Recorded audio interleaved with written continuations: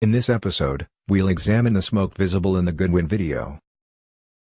We'll cover the smoke's location in 3D, the scattering effect, and the wind's influence.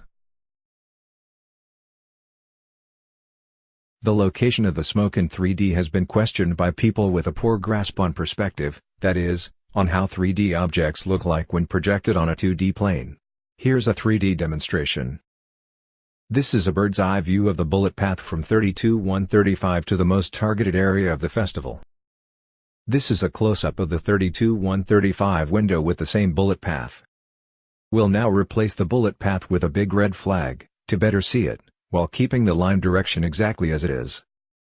In green is a line connecting Mr. Goodwin's camera to the end of the barrel in 32-135.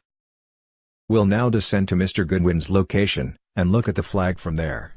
The green line will disappear towards the end, because we'll be looking directly into it.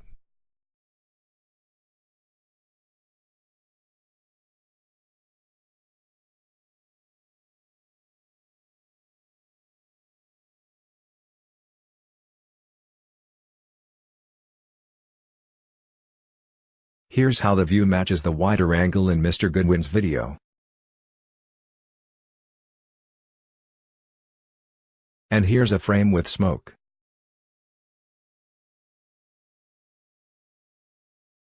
This perspective shift was already demonstrated with Google Earth images, both from a bird's eye view and from Mr. Goodwin's vantage point. This is how Google Earth shows points of interest on the invisible side of the building.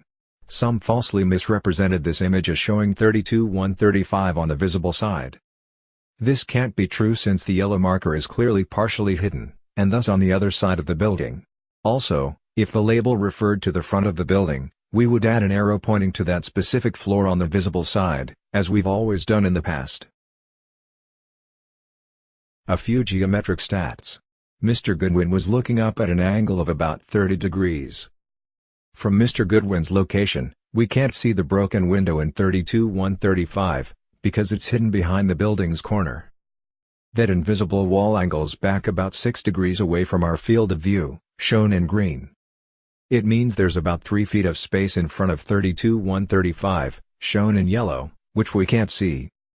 This also means that if we don't see smoke in Mr. Goodwin's video, it doesn't mean there's no smoke there, only that the smoke extends less than 3 feet out of the window.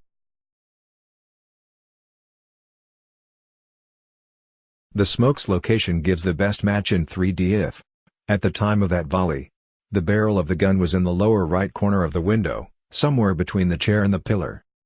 This echoes back a prediction from several months ago. Interestingly, there are no shells on the armchair, even though there are many on the floor underneath and nearby. This suggests that Paddock was kneeling, sitting, or lying, rather than standing while shooting.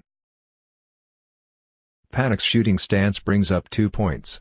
First, it suggests that Paddock's choice of this window in 32-135 was not random, but due to the solid pillar which gave him protection. Paddock couldn't predict if cops would bring in snipers. If that happened, the pillar would provide cover, while other windows in 32-135 would leave him exposed. Secondly, it raises the question how this relates to the LVMPD report, in which an officer says that he saw a man standing in 32-135 sometime after the initial shots. There are 2 possibilities. Either the officer saw only Paddock's head and the rifle, but not the legs or the floor, and falsely assumed that Paddock was standing. Or, Paddock could have been standing during the first volley, when the officer spotted him. Later on Paddock knelt or lied down, and hid behind the pillar, because the probability of the cops bringing in snipers increased. Some people wonder if the shape outside of 32-135 are the curtains. This can't be true, at least not for the entire shape. At its furthest distance, the shape stretches out about 14 feet away from the window. The windows on floor 32 are about 10 feet tall and so are the curtains. The curtains are not long enough, even if they somehow floated at a right angle to the window.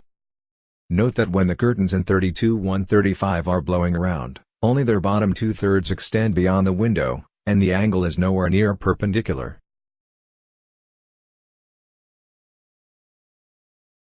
What this video most likely shows is smoke, growing and dispersing in approximate sync with each round.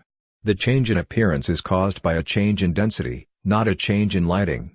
But the crucial point here is that the perceived density is not real.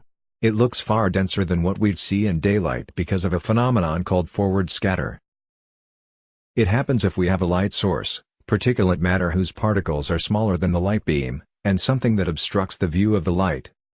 The result is that the particulate matter looks brighter and denser than it really is. Here's a jar with some particulate solution, lit by a laser. If viewed from the same side as the light source, the light scattering is moderate, and the solution looks thin. When viewed against the light, the beam suddenly looks much brighter, and the solution looks denser, even though nothing about it has changed. In Mr. Goodwin's video, the smoke is backlit by the lighting strip behind it, but the corner of the building blocks the light source, which creates the right conditions. The contribution of the muzzle flash is probably small, if any. Given the real density in a similar situation, as seen in daytime, without the backlighting and forward scatter, the smoke would probably not be visible from this distance. Someone objected that the changes in density are too quick. Again, the density we see is not real, it's an optical effect. We can't judge the dispersal speed based on our experiences with smoke, which is actually as dense as it looks in Mr. Goodwin's video. Secondly, if we watch the video with enhanced brightness, we can see that the smoke is visible at all times during a volley.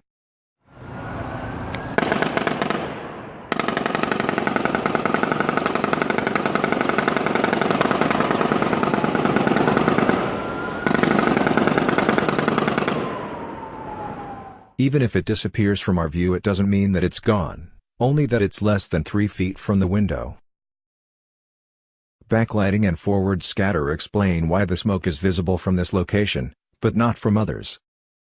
The next obvious step is to find videos shot from a similar angle. Unfortunately, in no other video is the lighting strip behind the 32-135 hidden. The restaurant parking video comes the closest, but it's not quite there. We may have been able to see the smoke in that video too, if the cameraman were closer to the boulevard, and if he filmed during the automatic rounds. By the way, backlighting and forward scatter is used in astronomy to make faint particulate matter visible, such as vapor jets from icy moons, or the rings of Saturn.